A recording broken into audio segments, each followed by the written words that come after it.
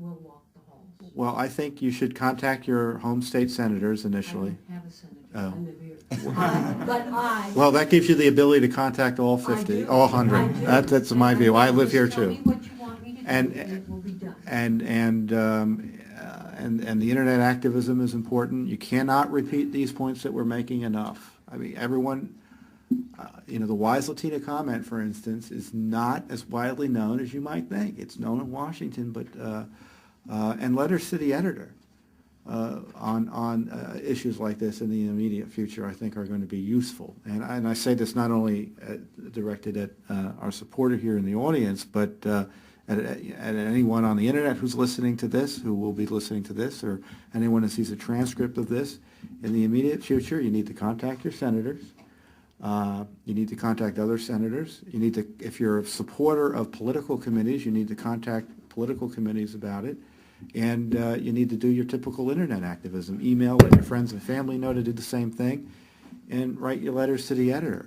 Letters to the editor in local newspapers in these states can have a dramatic impact, but it's got to be done within the next few days. And phone calls. Phone calls. Every day, every senator gets a tally of how many phone calls they've gotten in their offices on 20 issues. And you'd be surprised how an indicator that it's 20, because these are not small, but they're daily. So 20 calls, 45 calls, 60 calls on a particular issue, that's phenomenal. I mean, that's incredible. That really rocks the boat. They really start paying attention. So those phone calls, encourage your family to do it. When I used to speak to Hispanic groups when I was in the Senate staff, I used to always encourage them, the first thing you need to do is get your kids to call Congress. Get your 8-year-old to pick up the phone and call Congress. Get your 12-year-old. And that's the greatest civic lesson of all, because that's what we all should be doing. And I would encourage you, whether you do it yourself by walking the halls or call your friends and family that are in the various states, focus on those red state Democrats. About 15 of them are big supporters of the NRA. And Second Amendment is very much at stake here for reasons that I explained.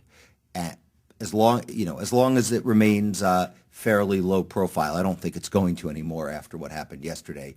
But if it could remain low profile, those Democrats can get away with supporting someone as hostile to the Second Amendment as Sonia Sotomayor. If that's a huge issue, they're not going to be willing to. And again, we don't really even need all 50, and we don't even need 10 to get to 50. We just need a few to express their doubts, and that would ensure a great debate and might even result in the nomination being withdrawn. So again, that's where my focus would be. This is the first nominee I recall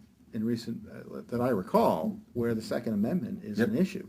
I don't think they even I don't recall it ever being really asked or inquired about. It was largely non-justiciable before Heller a year ago. I mean, the NRA, you can't be critical of their being somewhat slow to get involved, although now they are, because for the 130 years, their success was in the legislature and in the policy arena. But things have changed now. It would be like in 1974, not realizing that the abortion fight was now in the courts instead of the state legislatures. Very interesting. Well, just one more quick question. I don't want to hold up our... Anyway, Jim Gilchrist, who is the head of Century 21 Minutemen, claims that, in fact, Sonia Sotomayor is also a member of La Raza. Is that actually true? She was. She was. She was a member and a supporting member of that organization until not too recently. She was a member as a judge, which in my view is problematic, again, because La Raza, despite its claims to the contrary, funds and has supported educational movements that suggest that the southwestern United States needs to go back to Mexico. It's a very race-conscious organization. Yeah, that's what that to me is another legitimate area of inquiry. Yeah, because La Raza, I understand they are actually receiving taxpayer monies for various things. I don't know for what, but anyway, sure. They are getting taxpayer money. There isn't a leftist group that doesn't get taxpayer money. Yeah, and what I'm saying is that can you imagine what would happen if a group of Anglo-Saxons got together and called themselves the race, Yes. an organization. Can you imagine what would happen if that were to happen? Yeah, it's just But yet it's Exhibit 21, frankly, on the whole her race consciousness. We have to move on to another. I have another quick question up front. Who's been patient? Thanks, Lance.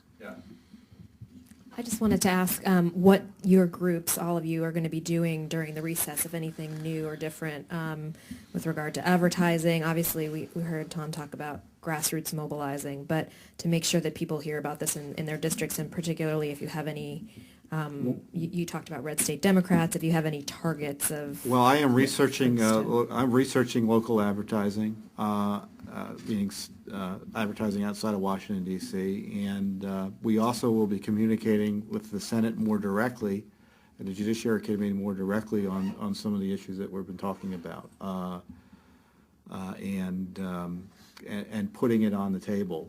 So as opposed to just complaining on the outside, moving it to be part of the procedures in the Senate and pressuring them on these specific points.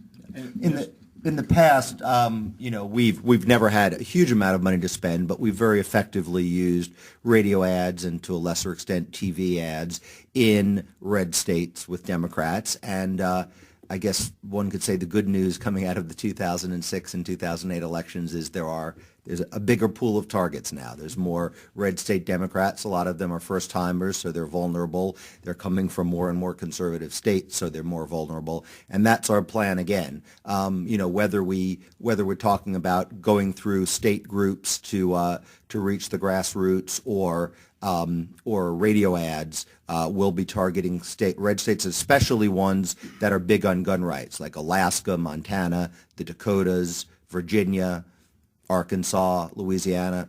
Some of those states even have 2 Democrats per state. So that'll be where our efforts are. And I agree with Manny. This next week is a big week because the senators will be home. So I think we'll probably wait in terms of our advertising budget. I think we need, now the debate is just starting to get underway. We need to wait a little bit longer to see which of the red state Democrats are in play. But that's definitely the strategy, is the Don Johnson strategy. Just get a few red state Democrats to doubt the nomination, and the nomination can quickly be dead. And any advertising we would do, we haven't decided whether we will or not, along the lines of what Curt has talked about. We'll focus on Democrats and Republicans.